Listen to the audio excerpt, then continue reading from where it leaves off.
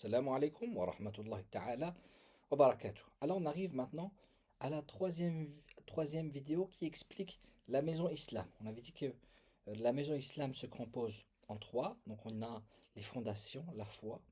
C'est ce qu'on appelle les 6 piliers de la foi. Ensuite on a la maison en elle-même. C'est les 5 piliers de l'islam. Et ensuite on a tout ce qui fait finalement la beauté, le confort, la luminosité de cette maison. C'est ce qu'on appelle en arabe al-ihsan. C'est quoi l'ihsan?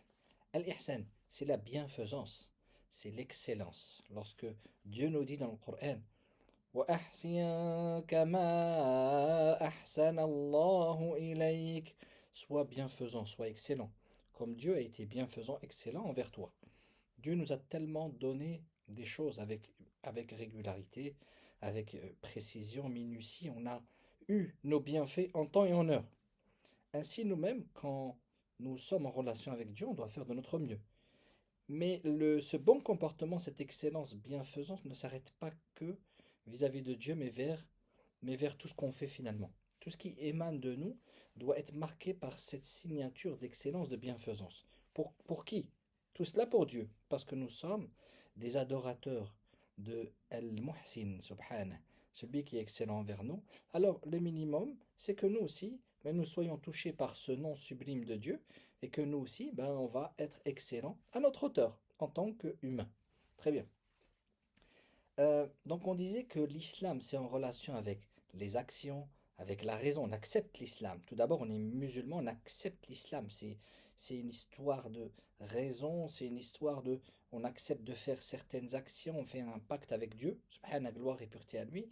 Et ensuite, on renforce tout ce qui est les relations avec Dieu, la relation avec Dieu, on renforce notre foi finalement, jusqu'à se retrouver dans la dévotion, se retrouver dans la révérence, l'amour, et ainsi on est encore plus attaché à notre Seigneur, gloire et pureté à lui. Et ensuite arrive ce moment où on essaye de faire de notre mieux pour être excellent, pour remercier Dieu de tous les bienfaits qu'il nous a octroyés.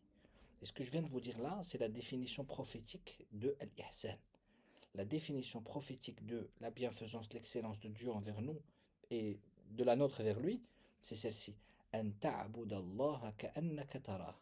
Tu te dois, ô toi musulman, soumis à Dieu, d'adorer Allah comme il te l'a demandé. An ta'budallah, que tu adores Allah comme si tu le voyais. Et si tu ne le vois pas, le hadith, le prophète te dira, et si tu ne le vois pas, sache que lui te voit. Il lam takun tara fa innahu yarak. Ça, c'est une parole prophétique. Donc, on va se rappeler, c'est pas très long aujourd'hui, mais ce qu'on a dit là, c'est facile à écouter, c'est facile à dire, mais maintenant à réaliser dans notre quotidien, c'est pas si simple. Dans notre prière, on doit se rappeler nos péchés. On doit se rappeler qu'on a un jour, on a un rendez-vous avec Dieu, on devra finalement rendre compte de notre vie. Il faut qu'on se rappelle aussi que qui nous sommes. Nous sommes des adorateurs de qui? De Allah, qui est notre modèle. Où nous sommes actuellement, où nous allons. Et bien sûr, se rappeler notre rendez-vous. Lorsque tout cela est additionné, alors là, alhamdulillah, on sait vivre avec excellence et bienfaisance. On perd moins notre temps dans les futilités et on est plus excellent dans notre temps, dans le découpage de notre journée. On fait plus d'efforts. Assalamu alaikum wa rahmatullahi ta'ala wa barakatuh. Alors, je suis en train de vous préparer beaucoup de vidéos, Inch'Allah, pour vous aider, vous accompagner. Alors là, par exemple, il y a quoi en préparation? Il y a beaucoup de personnes qui me demandent des conseils de référence. Parce que beaucoup de personnes, lorsqu'ils entrent dans l'islam, ils ne savent pas qui écouter, ils sont un peu perdus. Et au début, ce qu'on consomme le plus, c'est Internet, c'est YouTube. Donc je vais vous faire un large panel de propositions qui vous sera profitable, Inch'Allah. Pareil, conseils de lecture, euh, des conseils aussi d'institut, des conseils aussi concernant la pratique, les grandes ablutions, le grand bain rituel, les petites ablutions, la prière, les formules à apprendre, les dhikr.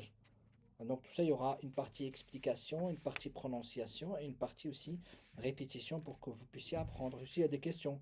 Les hadiths, ça marche comment? C'est quoi? Donc toutes ces choses-là, toutes les questions qu'on m'avait posées sur YouTube ou alors qu'on m'avait envoyé par mail, je tâcherai bien sûr d'y répondre. Et c'est une mission pour moi à réaliser, c'est une tâche Mais alhamdoulilah, c'est pour Allah et j'espère que ça sera accepté. Donc, je ne vous demande pas de mettre des pouces ou de je ne sais quoi.